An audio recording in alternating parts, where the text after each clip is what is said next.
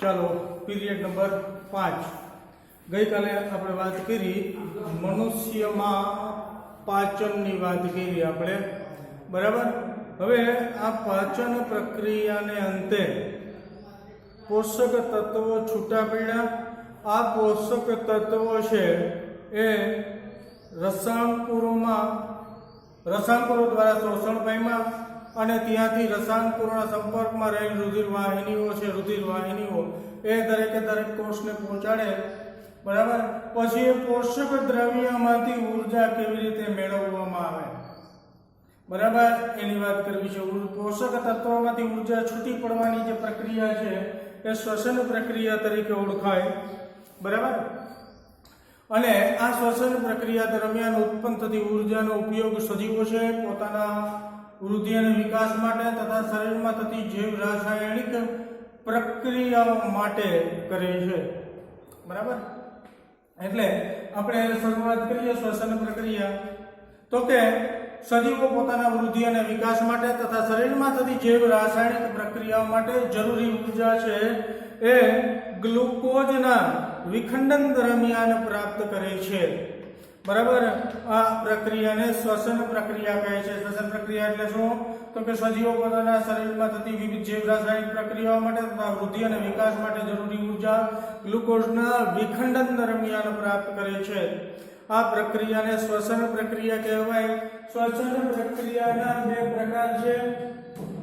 પહેલું જારક શ્વસન અને બીજું અજારક શ્વસન.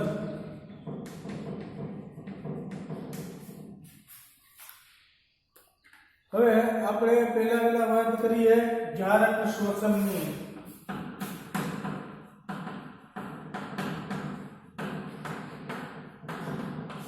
શું કીધું? શ્વસન એટલે કે સજીવો પોતાના વૃદ્ધિ અને વિકાસ માટે તથા શરીરમાં થતી જૈવ રાસાયણિક પ્રક્રિયાઓ માટે જરૂરી ઉર્જા છે ગ્લુકોઝના વિખંડન દરમિયાન પ્રાપ્ત કરે છે, બરાબર. આ પ્રક્રિયાને શ્વસન પ્રક્રિયા કહેવાય. એટલે કે પોષક તત્વોમાંથી, બરાબર, શક્તિ છૂટી પાડવાની પ્રક્રિયા. બે પ્રકાર છે, જારક શ્વસન અને અજારક શ્વસન. પેલું જારક શ્વસન તો કે ઓક્સિજનની હાજરીમાં થતા શ્વસનને જારક શ્વસન કહે છે, બરાબર. એકદમ સહેલા ટોપિક છે. ઓક્સિજનની હાજરીમાં થતા શ્વસનને જારક શ્વસન કહે છે. આ પ્રક્રિયામાં ગ્લુકોઝનું વિખંડન છે એ ઓક્સિજનની હાજરીમાં થાય છે.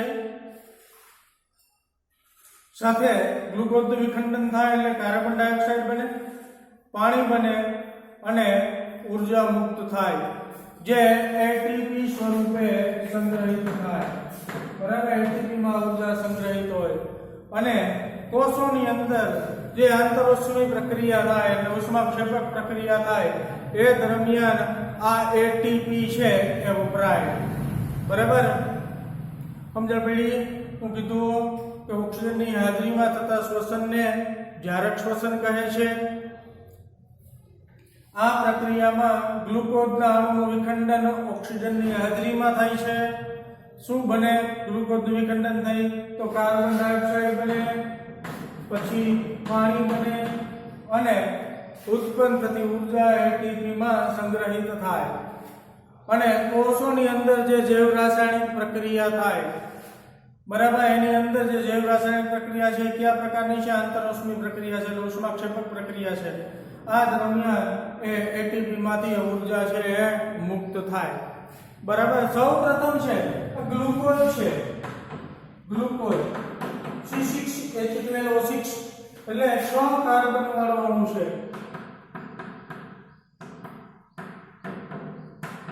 આપણે અણુ સૂત્રની વાત નથી આવતી બંધારણની, બરાબર. એનું સૌ પ્રથમ જો બે તબક્કામાં આ પ્રક્રિયા થાય. ગ્લુકોઝ છે રુધિર કેશિકાઓ દ્વારા ક્યાં પહોંચાડવામાં આવ્યો? કોષને, બરાબર. રુધિર કેશિકા રુધિર વાહિનીમાં એમાં જે ફરક હોય એ પછી આપણે જોવાનું છે. એ તમને એમ થાય કે ઘણી વખત રુધિર વાહિની બોલવામાં આવે છે, ઘણી વખત રુધિર કેશિકા બોલવામાં આવે છે, એ પછી આગળ આવશે. એટલે રુધિર કેશિકાઓ દ્વારા ગ્લુકોઝ છે શરીરના કોષોને પહોંચાડવામાં આવે. તો કોષ રસની અંદર આ ગ્લુકોઝનું વિઘટન થાય કોષ રસમાં અને પાયરુવેટ બને 3 કાર્બન વાળો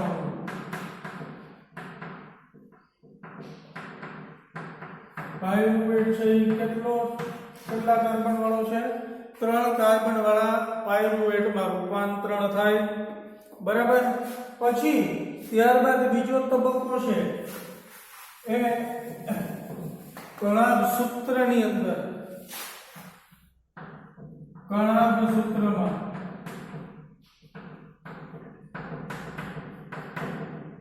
O2 ની હાજરીમાં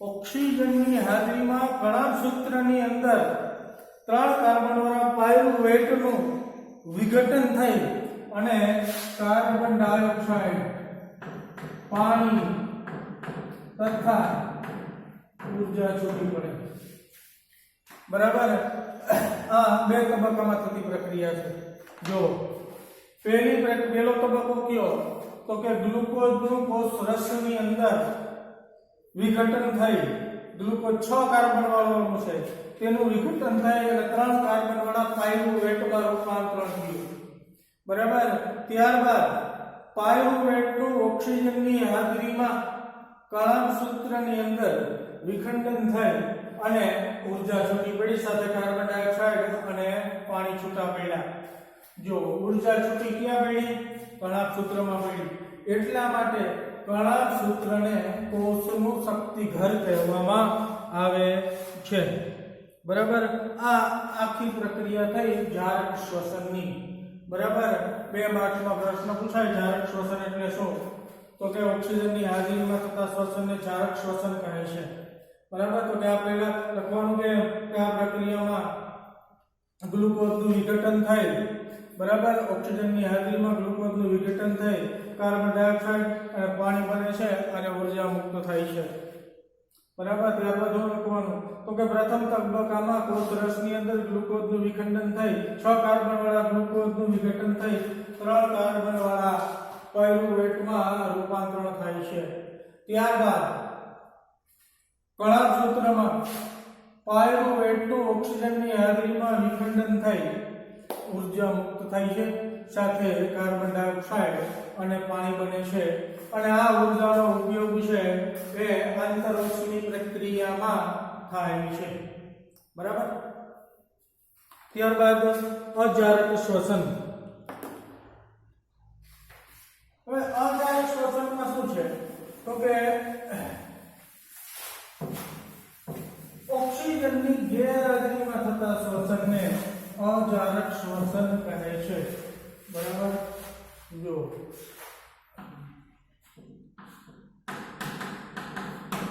આપણા માટે કોઈ નવી વાત નથી બરાબર આપણે જે ઓક્સિજન ચક્ર નાઇટ્રોજન ચક્રનું ચેપ્ટર આવતું એમાં ઓક્સિજન છે આપણા માટે પ્રાણવાયુ છે ઉચ્ચ કક્ષાના સજીવો માટે જ્યારે એમાં આવતું ખબર હોય તો તમને કે બેક્ટેરિયા જેવા સજીવો માટે ઓક્સિજન છે પ્રાણઘાતક છે બરાબર તો ઓક્સિજન પ્રાણઘાતક છે આપણે નવાઈ લાગે બરાબર પણ તો એ શ્વસન પ્રક્રિયા થઈને બેક્ટેરિયાને શક્તિની જરૂર પડે તો એ ઓક્સિજનની ગેરહાજરીમાં શ્વસન પ્રક્રિયા કરે બરાબર એટલે એ અજારક શ્વસન કરે એટલે ઓક્સિજનની ગેરહાજરીમાં થતા શ્વસનને અજારક શ્વસન કહે છે આ પ્રક્રિયામાં ગ્લુકોઝનું વિઘટન થઈ ગ્લુકોઝનું વિખંડન ઓક્સિજનની ગેરહાજરીમાં થાય છે બરાબર એટલે આ પ્રક્રિયાને આથવણની પ્રક્રિયા પણ કહે છે બરાબર જો વનસ્પતિજન્ય માધ્યમમાં બરાબર વનસ્પતિજન્ય માધ્યમની અંદર આ પ્રક્રિયા થાય તો અંતિમ ઉત્પાદક તરીકે ઇથેનોલ અને કાર્બન ડાયોક્સાઇડ બને અને સાથે ઊર્જા મુક્ત થાય અને જો પ્રાણીજન્ય માધ્યમ હોય પ્રાણીઓના સ્નાયુ કોષોની અંદર પ્રાણીજન્ય માધ્યમમાં અજારક વિઘટન થાય અજારક શ્વસન થાય તો અંતિમ ઉત્પાદક તરીકે લેક્ટિક એસિડ બને ઇથેનોલની જગ્યાએ બરાબર. આપણે વધારે પ્રમાણમાં શ્રમ કરીએ તો સ્નાયુ કોષો છે ને એને પૂરતો ઓક્સિજન ન મળે ને તો એ અજારક શ્વસન કરવા માંડે. પરિણામે આપણને ખબર હોય તો અમુક સ્નાયુઓમાં આમ કડક થઈ ગયા હોય, ગાંઠા જામી ગયા હોય, એ લેક્ટિક એસિડના છે. બરાબર. એ લેક્ટિક એસિડ છે સ્નાયુઓએ ત્યારે અજારક શ્વસન કરી નાખેલું હોય. બરાબર. હવે અજારક શ્વસન કેમ આપણે સમજાવું તો કે ઓક્સિજનની હાજરીમાં થતા ગેરહાજરીમાં થતા શ્વસનને અજારક શ્વસન કહે છે. અજારક શ્વસનમાં ગ્લુકોઝનું વિઘટન છે એ ઓક્સિજનની ગેરહાજરીમાં થાય છે. જો એ વનસ્પતિજન્ય માધ્યમમાં અજારક શ્વસન થાય તો અંતિમ ઉત્પાદક તરીકે ઇથેનોલ અને કાર્બન ડાયોક્સાઇડ બને અને ઉર્જા મુક્ત થાય. જો એ પ્રાણીજન્ય માધ્યમમાં થાય અથવા પ્રાણીના સ્નાયુ કોષોમાં થાય તો અંતિમ ઉત્પાદક તરીકે લેક્ટિક એસિડ, કાર્બન ડાયોક્સાઇડ બને અને ઉર્જા મુક્ત થાય. બરાબર. હવે બંનેની અંદર અજારક શ્વસન પ્રાણીજન્ય માધ્યમ કે વનસ્પતિજન્ય માધ્યમ, ગ્લુકોઝ એનું કોષ રસની અંદર કોષ રસમાં શું બને? પાયરુવેટ. બરાબર. ગમે તેમાં આ વનસ્પતિજન્ય માધ્યમમાં પાયરુવેટ છે. ત્યારબાદ અહીંયા કણાસૂત્રમાં નથી, O2 ની ગેરહાજરી છે. O2 ની ગેરહાજરીમાં પ્રક્રિયા કોષ રસની અંદર થઈ જાય, કણાસૂત્રમાં ના થાય, કોષ રસમાં. અને વનસ્પતિજન્ય માધ્યમ લઈએ પેલા. વનસ્પતિજન્ય માધ્યમ દાખલા તરીકે ઈસ્ટની અંદર, ઈસ્ટમાં. બરાબર. એક કોષી ફૂગ છે તો અજારક શ્વસન થાય. ઈસ્ટમાં શું થાય? O2 ની ગેરહાજરીમાં પાયરુવેટમાંથી આ અંતિમ ઉત્પાદક તરીકે શું બનશે? ઇથેનોલ, કાર્બન ડાયોક્સાઇડ અને ઉર્જા. બરાબર. આ જ રીતે જો એ પ્રાણીજન્ય માધ્યમમાં થાય, પહેલો તબક્કો જોવો, ગ્લુકોઝમાંથી કોષ રસમાં 6 કાર્બન વાળા ગ્લુકોઝનું 3 કાર્બન વાળા પાયરુવેટમાં રૂપાંતર બેમાં સમાન. અહીંયા O2 ની ગેરહાજરી કઈ જગ્યાએ થાય તો કે કોષ રસમાં જ થાય, બેમાં. અહીંયા પ્રાણીજન્ય માધ્યમ,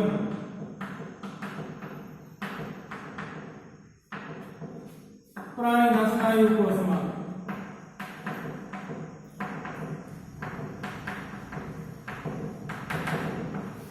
શું બનશે? ઇથેનોલ નહીં બને પરંતુ લેક્ટિક એસિડ બનશે. લેક્ટિક એસિડ બનશે. બરાબર. દહીં બનવાની ક્રિયા દૂધમાં લેક્ટોઝ હોય. બરાબર. અથવણની ક્રિયા થઈ અને લેક્ટિક એસિડ બને. બરાબર. લેક્ટોબેસિલાઈ પ્રકારના બેક્ટેરિયા દ્વારા આ પ્રક્રિયા થાય. તો લેક્ટોબેસિલાઈ બેક્ટેરિયા છે, બરાબર, એ પ્રાણીજન્ય બેક્ટેરિયા છે. બરાબર. એટલે આ દહીં જે છે લેક્ટિક એસિડ છે અને દહીંની ઉપરની સપાટી થોડી ફૂલેલી હોય એટલે ફૂલેલી છે કેને કારણે છે?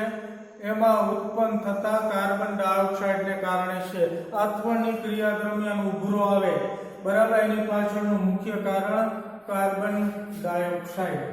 બરાબર. એટલે જો આ અજારક શ્વસનની ક્રિયા થઈ. હવે જારક અને અજારકમાં ડિફરન્સ શું પડે? તો કે જારક શ્વસનમાં જે ઉર્જા ઉત્પન્ન થાય છે એ 38 એટીપી ના અણુનું નિર્માણ પામે. બરાબર. 38 એટીપી ના અણુમાં સંગ્રહિત થાય જારકમાં. જ્યારે અજારકમાં માત્ર 2 એટીપી ના અણુનું નિર્માણ પામે. બરાબર. એટલે આપણે કહી શકીએ કે જારક શ્વસનમાં છે એ ખૂબ જ મોટા પ્રમાણમાં ઉર્જા ઉત્પન્ન થાય, જ્યારે અજારક શ્વસનમાં ખૂબ જ ઓછા પ્રમાણમાં ઉર્જા મુક્ત થાય છે. બરાબર. ફરીવાર અજારક શ્વસન, ઓક્સિજનની ગેરહાજરીમાં થતા શ્વસનને અજારક શ્વસન કહે છે. તો કે આ પ્રક્રિયામાં ગ્લુકોઝનું વિઘટન ઓક્સિજનની ગેરહાજરીમાં થાય છે.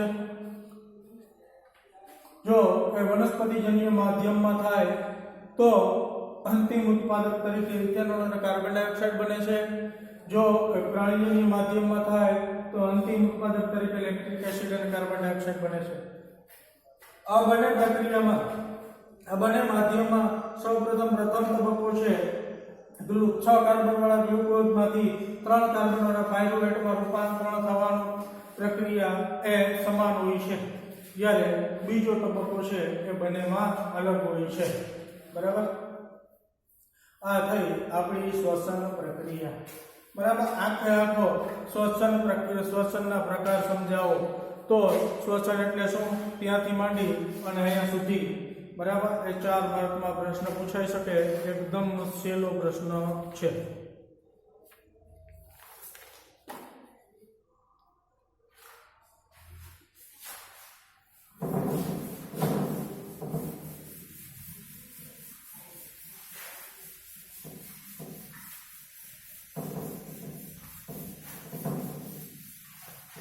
ત્યારબાદ આપણે જોઈએ મનુષ્યનું શ્વસન તંત્ર.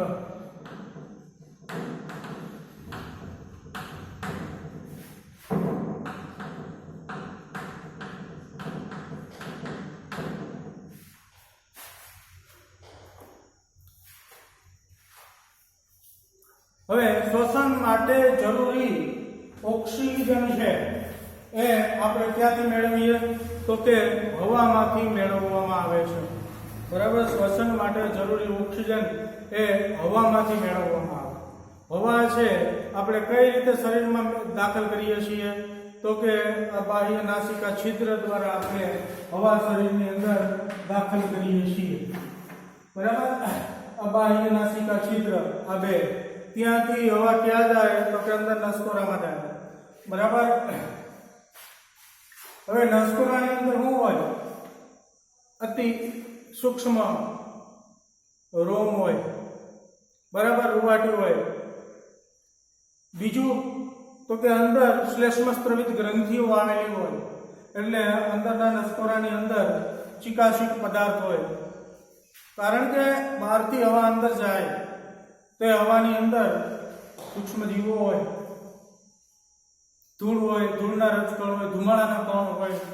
તો આ સૂક્ષ્મ રોમ અને આ ચિકાશિક શ્લેષ્મને કારણે, આ ચિકાશિક પદાર્થ જેને આપણે શ્લેષ્મ કહીએ એને કારણે એ અંદર સપડાઈ જાય.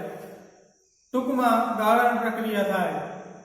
પછી અંદર બાહ્ય નાસિકા છિદ્ર, અંતઃનાસિકા છિદ્ર હોય, બાહ્ય નાસિકા છિદ્ર કહેવાય. અંતઃનાસિકા છિદ્ર મારફત એ હવા કંઠનળીમાંથી પસાર થાય. આ ઉપરનો ભાગ. બરાબર. એ કંઠનળીમાંથી પસાર થાય. કંઠનળીની અંદર વલયમય રચના હોય, જેથી કરીને આ ભાગ છે એ દબાઈ ના જાય. બરાબર. જ્યારે શ્વાસ લેતા હોય તો એ માર્ગ બંધ ના થઈ જાય, એટલે કાસ્થીની કડી જેવી રચના હોય, વલયમય રચના હોય. બરાબર. જેને કારણે એ માર્ગ હવાનો બંધ થાય નહીં. બરાબર. શ્વાસ નળીની અંદર બધી રહેલી છે, તો કાસ્થીમય રચના રહેલી છે. પછી કંઠનળીમાંથી હવા છે. બરાબર. આ કંઠનળીના ભાગમાંથી હવા છે એ શ્વાસ નળીમાં દાખલ થાય.